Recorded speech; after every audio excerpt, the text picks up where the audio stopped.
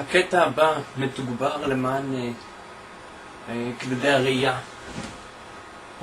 כאילו כבד ראייה, זה מצחיק, זה מאוד מצחיק. אוקיי. קודם כל ניגשים לתוכנית האומנותית. שושקה והפפראצ'י, הסיפור האירוטי. טוב שבאתם, אז שוב אני שושקה. במקרה נמצא כאן בובי, פועל זר מניגריה. בובי, בוא תגיד שלום לאורחים. היי. אחר כך שיחקנו משחק הפפראצ'י.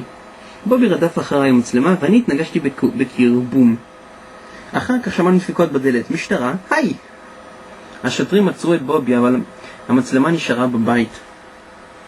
נתתי את הפילים לפיתוח. מבריק. את התמונות מכרתי לצהובונים, מאהב חדש לשושקה.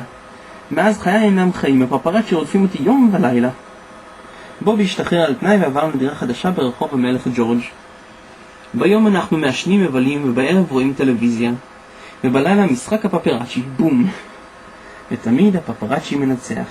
מוסר השכל, בכל אחת מאיתנו חוויה נסיכה ובכל אחד מסתתר הפפראצ'י. God save the שושקה. יעליתה, מסתבר ששכחתי את הקובייה הזאת. אחרי היי, ופה.